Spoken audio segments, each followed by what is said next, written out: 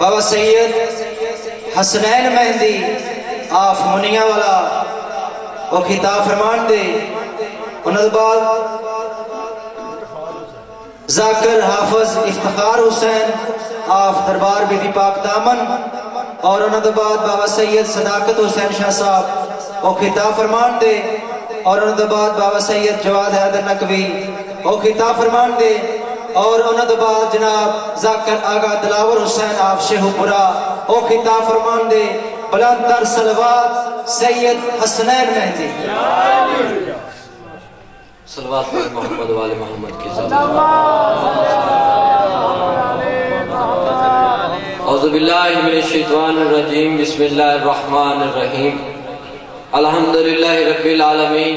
الصلاة والسلام علی سید المرسلین خاتم النبیین و شفیع المذنبین ابی القاسم محمد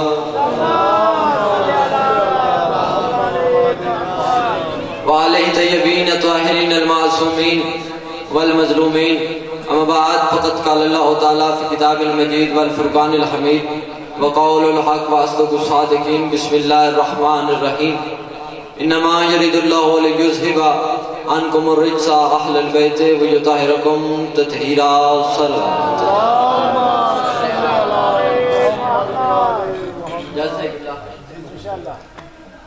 بغیر کسی تمہید کے تشریح کے تفسیر کے اپنی نوکری کا اپنی ڈیوٹی کا آغاز کرنے لگا.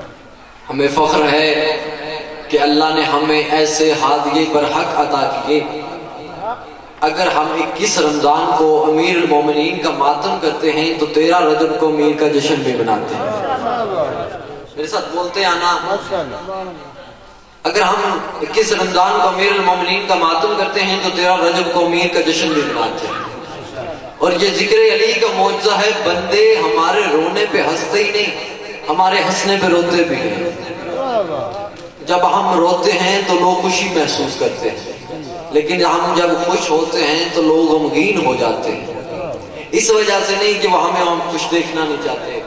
خوشی تو ہر کسی کو اچھی لگتی ہے. خوش تو بندہ دشمن کو دیکھ کے بھی ہو جاتا ہے, لیکن صرف اور صرف وجہ یہ ہوتی ہے کہ بعض احباب کے ذہن میں یہ خیال آ جاتا ہے کاش ہمارا بھی کوئی ایسا ہوتا,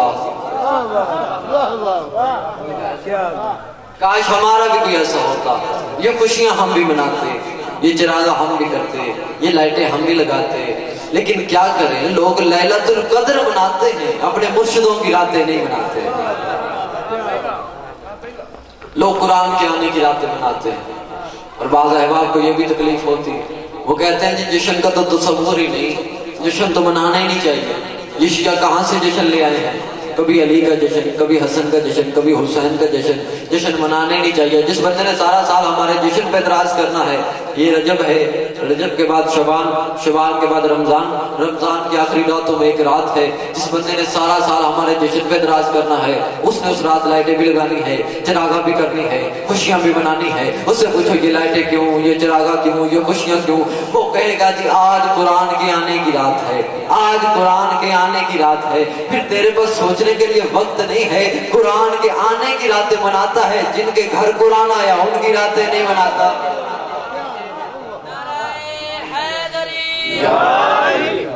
جن کے گھر قرآن, جن کے دل پہ قرآن نازل ہو.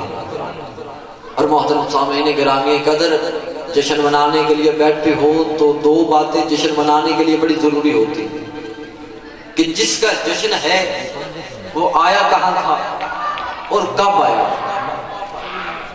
چلو میں آسان جملہ کر کے سمجھا دیتا ہوں. جشن میں ولادت منائی ہی نہیں جاتی, ولدیت بتائی بھی جاتی ہے. ولادت منانا ضروری نہیں, ولدیت بتانا بھی ضروری ہے. اور ہمارے لیے تو باعث شرف ہے نا, ہم تو فخر کے ساتھ کہہ سکتے ہیں ہمارے علی کعبہ میں آئے. اور یہ اعزاز بھی کسی کے پاس نہیں. لوگوں نے روایتیں مٹانا شروع کر دی ہیں, کتابیں مٹانا شروع کر دی ہیں. روایتیں ختم ہو سکتی ہیں, کتابیں مٹ سکتی ہیں, راوی ختم ہو سکتے ہیں, لیکن کعبے کی دیوار سے وہ نشان نہیں مٹ سکتا. کعبے کی دیوار پہ وہ نشان آج بھی موجود ہے. آپ کیا سمجھتے ہیں سعودی عرب کی حکومت وہ نشان برداشت کر گئی ہوگی؟ सऊदी अरब की हुकूमत वो निशान बर्दाश्त करके होगी, सऊदी अरब की हुकूमत को वो निशान बर्दाश्त हो गया होगा। ये बात रिकॉर्ड है कि सऊदी अरब की हुकूमत ने दुनिया भर की यूनिवर्सिटी से बेहतरीन इंजीनियर्स बुला के, बेहतरीन केमिकल्स मंगवा के उन्हें उस निशान के मिटाने को कहा था कि जितने भी डॉलर खर्च हो जाए ये निशान मिट जाना चाहिए, ये निशान खत्म हो जाना चाहिए। उन अंग्रेजों ने आके अपने अपने केमिकल लगा के चले गए। जब सुबह को वापस आए तो दीवार पे निशान वैसे मौजूद था, दीवार पे दर्द वैसे मौजूद था, दीवार पे लकीर वैसे मौजूद थी। घबरा के अंग्रेज घबरा के कहते हैं हमें इस निशान के मिटाने को ना को, हमें इस निशान की हिस्ट्री बताओ, ये निशान पड़ा कब था, ये निशान पड़ा कैसे था। फिर सऊदी अरब की हुकूमत ये बताने पे मजबूर हो गई कि सदियों पहले अबू तालिब की हवेली से एक बीबी चल के इस दीवार के करीब आई थी और दीवार ने फट के रास्ता दे दिया था, दीवार ने फट के रास्ता दे दिया था। अंग्रेज ये कह के चले गए और जिन्हें रास्ता खुदा दे बंदे वापस नहीं ले सकते।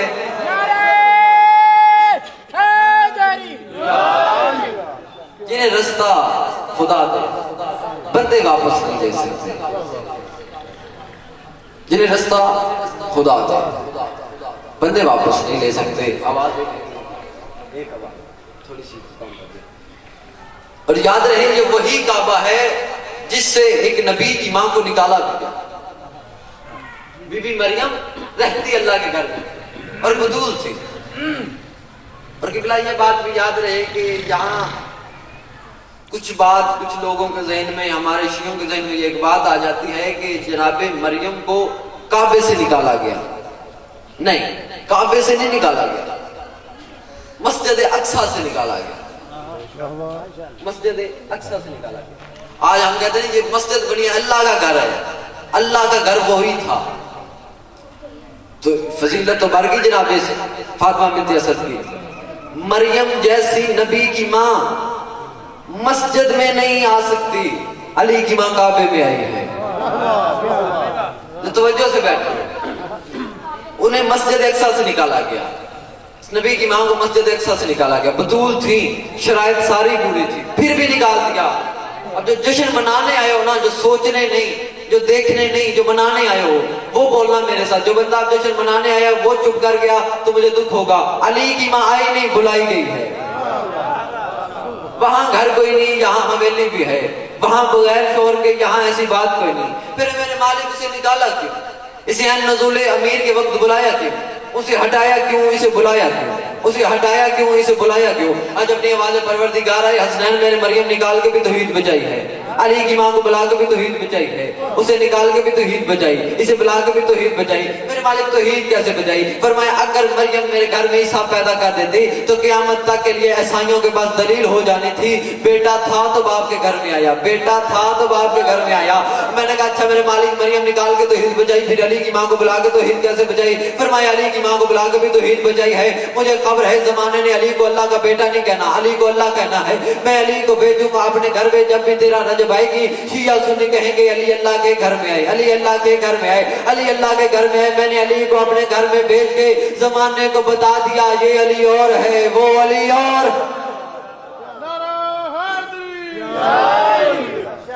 ये अली और है, वो अली और है। सलवात करेंगे। जमाने की औकात ही नहीं कि वो बताए कि अली किसे कहते हैं, बशर की हैसियत नहीं कि वो बताए कि अली किसे कहते हैं।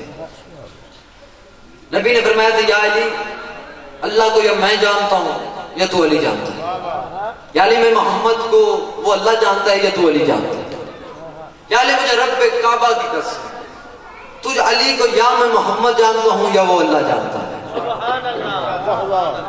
बात तो तय होगी अगर अली पढ़ना है तो लहजा तौहीद का होना जरूरी है, लफ्ज कुरान के होने जरूरी है, समात रसूल की होनी जरूरी है।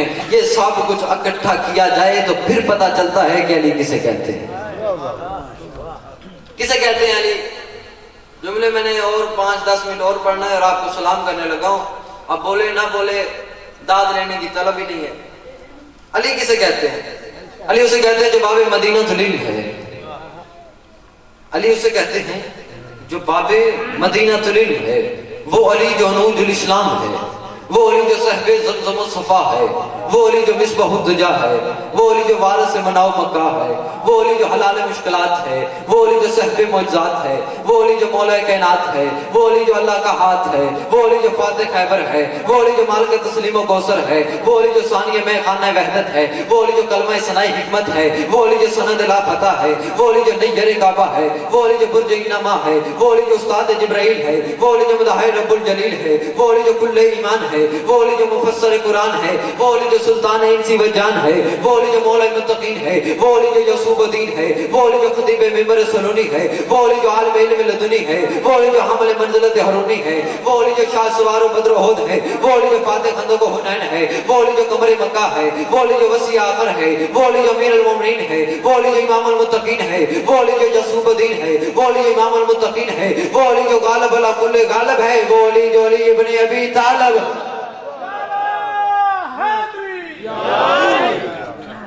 علی کسے کہتے ہیں؟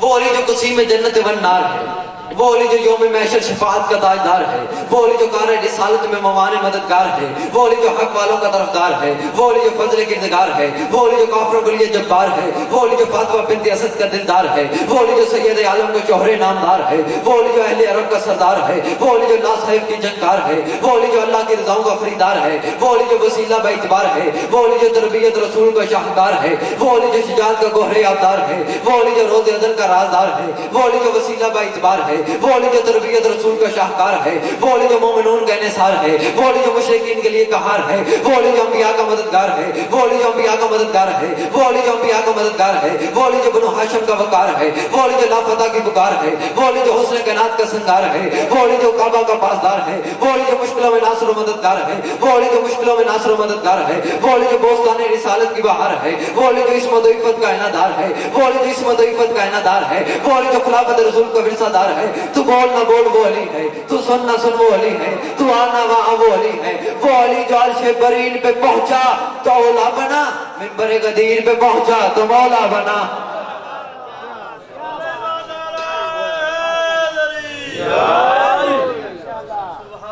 عرش برین پہ پہنچا تو اولا بنا، منبر غدیر پہ پہنچا تو مولا بنا۔ ایک آیت پڑھ دیں جی چھوٹی سی۔ قرآن کہتا ہے اِنَّا اَوَّلَ بَيْتٍ وُضِعَ لِلنَّاسِ لِلَّذِي بِبَكَّةَ مُبَارَكًا وَهُدًى لِلْعَالَمِينَ۔ اللہ قرآن میں کہتا ہے کہ ہم نے جو پہلا گھر انسان کی ہدایت کے لیے بنایا وہ مکہ والا ہے۔ انسان کی ہدایت کے لیے جو بنایا وہ مکہ والا ہے، اور خدا کہتا ہے اس گھر کا کام یہ ہے کہ وہ عالمین کو ہدایت کرتا ہے، عالمین کو۔ جشن کا ماحول ہے، مسکرایا بھی جائے تو عبادت ہے۔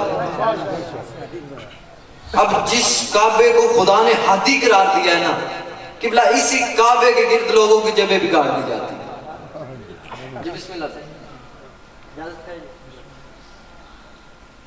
واجب الاحترام استاد محترم کی جگہ جتنے میرے بیٹھے ہیں مجھ سے سینئر ہیں، ان عمدہ مولا کے مدح خوانوں میں میری حیثیت اتنی سی ہے جتنی ایک حسین سے چہرے پہ ایک تل کی ہوتی ہے۔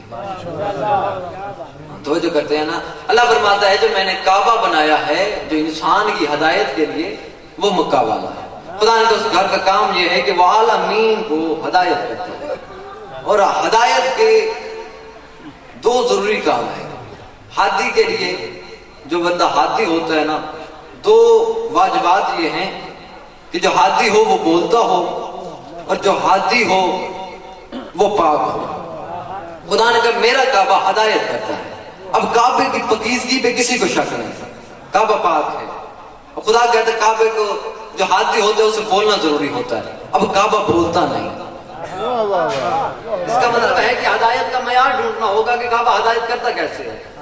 ہدایت ڈھونڈتے ہیں کہ ہدایت کا معیار ڈھونڈتے ہیں کہ کعبہ ہدایت کرتا کیسے ہے۔ میں بات مثال دے کے واضح کرتا ہوں۔ کسی بزرگ نے کسی بچے کا ہاتھ پکڑا ہوتا ہے، بازار میں جاتے جاتے سامنے والی بیٹی کی طرف اشارہ کر کے کہتا ہے بیٹا میں اسکول میں پڑھا تھا۔ پڑھایا سکول نے نہیں، اندر کوئی ٹیچر ہے۔ پڑھایا سکول نے نہیں، اندر کوئی ٹیچر ہے جو ابھی بھی چپ کر کے بیٹھے ہو۔ بندہ پاس میں بیٹھ کے سامنے والی سواری کو کہہ رہا ہوتا ہے مجھے اس ہسپتال سے شفا ملی ہے، نبضیں ہسپتال نے نہیں دیکھی، اندر کوئی ڈاکٹر ہے۔ پڑھایا سکول نے نہیں، اندر کوئی ٹیچر ہے۔ وہ کعبہ بھی ہدایت نہیں کرتا، اندر کوئی ہادی ہے۔ خدا نے کہا میرا کعبہ ہدایت، جس کی وجہ سے خدا نے کہا میرا کعبہ ہدایت کرتا ہے. اور جس کعبے کو خدا نے ہادی قرار دیا ہے یہ کعبہ اصل نہیں. میں اتنے پڑھے لکھے مجمع میں اور اتنے مولا کے اتنے شعراء آفاق مدح خوانوں میں ایک علمی جملہ کہنے لگا ہوں، یہ کعبہ اصل نہیں ہے. جس بیت اللہ کی طرف منہ کر کے سجدہ کیا جاتا ہے یہ کعبہ اصل نہیں ہے. یہ کعبہ اس بیت المعمور کی شبیہ ہے. اب مجھے لگ رہا ہے کہ آپ کو بھی لطف آ رہا ہے سننے کا، بولتے ہیں نا میرے ساتھ. یہ کعبہ اصل نہیں، یہ کعبہ اس بیت المعمور کی شبیہ ہے. وہ نور کا گھر، یہ مٹی کا گھر. وہ آسمان کا مرکز، یہ زمین کا مرکز. یہ مٹی کا اینٹوں کا گھر، وہ نور کا گھر. اچھا، یہ کعبہ اس کعبے کی شبیہ ہے. یہ کعبہ اس کعبے کی شبیہ ہے. اب میں نے اپنی عمر میں جتنی مجھے سروس ہو گیا 2-3 سال میں مولا نے یہ کرم کیا ہے کہ میں ممبر پہ آ کے پڑھ لیتا ہوں. اور میں نے شیعہ قوم سے، جو علی کو ماننے والے جو شیعہ بیٹھتے ہیں نا، ان سے زیادہ ذہین قوم میں نے کوئی نہیں دیکھی. اب میں بریک سے جملہ کہنے لگا ہوں، یہ کعبہ اصل نہیں، یہ کعبہ شبیہ ہے اس بیت المعمور کی. وہ بیت المعمور اصل ہے، وہ بیت المعمور بھی اصل نہیں. یہ کعبہ اس کعبے کی شبیہ ہے، یہ کعبہ اس کعبے کی شبیہ ہے. بندے اصل کو سجدہ نہیں کرتے. رہ گیا بندہ پیچھے سارا. بندے اصل کو سجدہ نہیں کرتے، شبیہ کو کرتے ہیں. اصل کو سجدہ نہیں کرتے، شبیہ کو کرتے ہیں. اچھا تو شبیہ کو سجدہ کرے، تیری نماز ہو جاتی ہے. ہم شبیہ کو چوم لیں، ہم کافر ہو جاتے ہیں.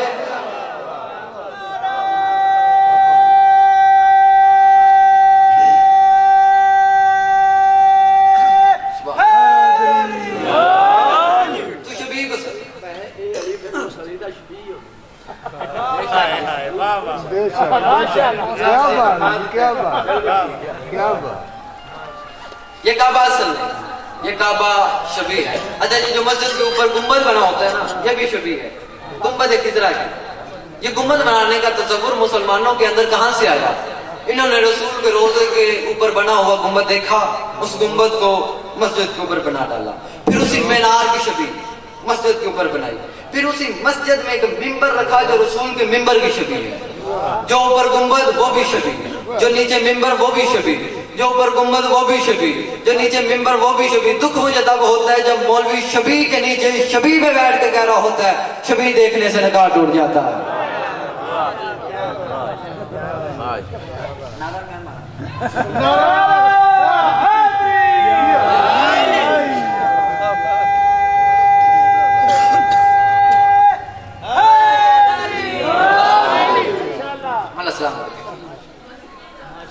شبیہ کے اوپر، شبیہ کے نیچے شبیہ دیکھنے سے. یہ کعبہ اصل نہیں، بات یاد رہے، یہ کعبہ اصل نہیں، یہ کعبہ اس بیت المعمور کی شبیہ ہے. وہ آسمان کا مرکز، یہ زمین کا مرکز. وہ نور کا گھر، یہ اینٹوں کا گھر. یہ کعبہ اصل نہیں، یہ کعبہ اس کعبے کو دیکھ کے بنایا گیا. اور حضرت ابراہیم علیہ السلام نے کعبہ بنایا نہیں، کعبے کی دیواروں کو بلند کیا. کعبہ پہلے سے موجود تھا، کعبہ پہلے سے موجود تھا. یہ کعبہ اصل نہیں، یہ اس بیت المعمور کی شبیہ ہے. یہ بیت المعمور، یہ کعبہ اس بیت المعمور کی شبیہ ہے. وہ بیت المعمور بھی اصل نہیں، اس کے اوپر بھی ایک کعبہ ہے جسے عرش رحمان کہتے ہیں. اب سر پہ قرآن آ کے بتاؤ اس عرش رحمان پہ کون رہتا ہے؟ جبریل تو سدرۃ المنتہا پہ رکیا تھا. اب وہاں آل محمد فرماتے ہیں یا ہم رہتے ہیں یا وہ رہتا ہے، یہاں ہم رہتے ہیں یا وہ رہتا ہے، یا ہم رہتے ہیں یا وہ رہتا ہے. وہاں ہم نے اس کے نور کا طواف کیا، بیت المعمور میں اس نے ہمارے نوروں کا طواف کروایا، بیت اللہ میں ہمارے جسم آئے تو جسموں نے طواف کیا. اب میں عقیدے کا جملہ کہنے لگا ہوں، اگر عقیدے جھلک جائیں تو بیٹا سمجھ کے معاف کر دینا. معافی مانگے جملہ کہنے لگا ہوں. علی 13 رجب کو علی کی ماں علی کو لے کے آئی تھی، مجھے نہیں پتا اس کعبے سے لے کے آئی تھی یا اس کعبے سے لے کے آئی تھی.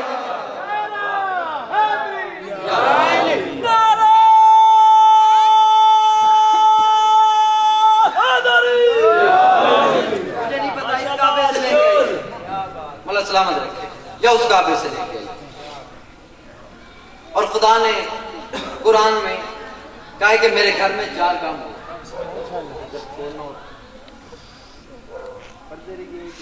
پڑھو بھائی پڑھو. ٹھیک ہے. اللہ نے قرآن میں کہا ہے یا ابراہیم و اسماعیل ان طہر بیتی للطائفین والعاکفین ورکع السجود.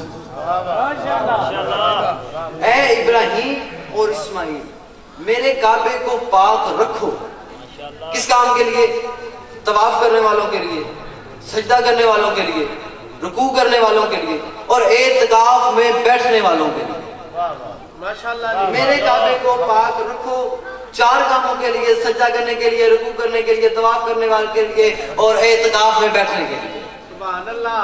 اب 4 کام خدا نے کہے ہیں. سجدہ کعبے کے اندر نہیں باہر ہوتا ہے، رکوع کعبے کے اندر نہیں باہر ہوتا ہے، طواف کعبے کے اندر نہیں باہر ہوتا ہے، اعتکاف کعبے کے باہر نہیں اندر ہوتا ہے.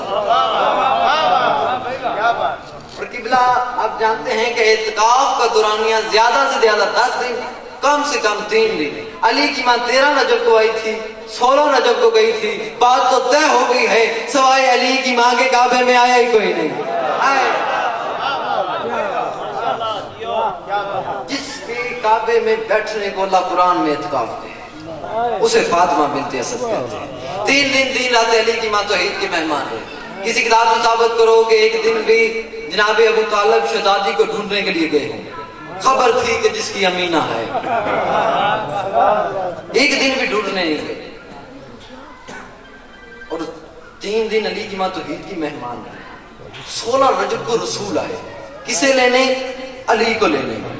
کسی کتاب سے ثابت کرو رسول قرآن کی لینے گئے ہوں. نبی منبر پہ ہوتے قرآن منبر پہ آتا، نبی میدان میں ہوتے قرآن میدان میں آتا، نبی جنگ میں ہوتے قرآن جنگ میں آتا. آیتیں نبی کے پیچھے چلی ہیں، نبی آیتوں کے پیچھے نہیں چلا. اور جو قرآن لینے زندگی میں کہیں نہیں گیا وہ علی کو لینے کعبے گیا. جو قرآن لینے کہیں نہیں گیا.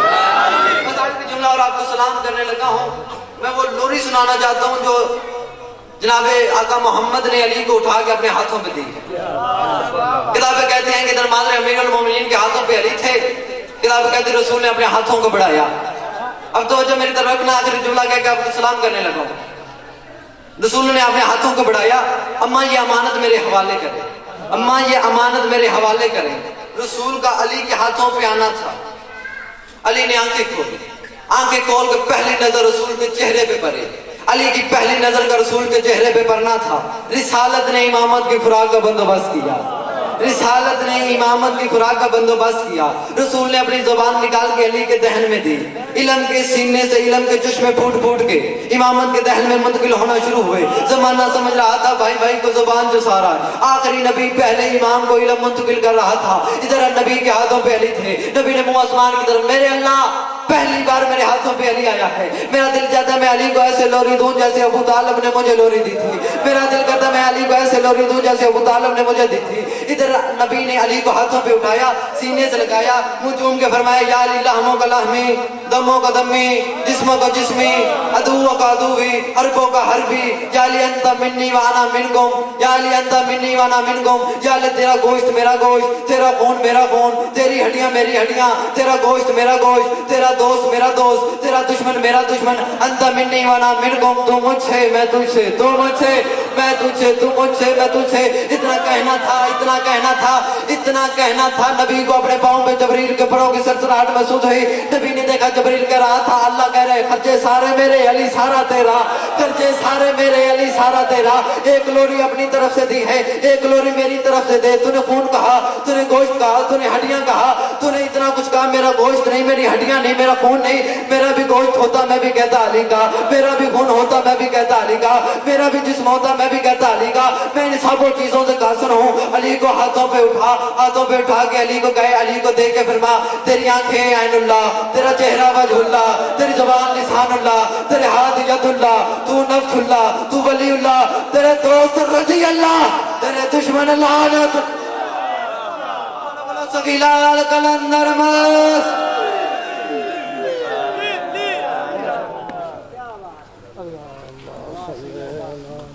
صلوات پر محمد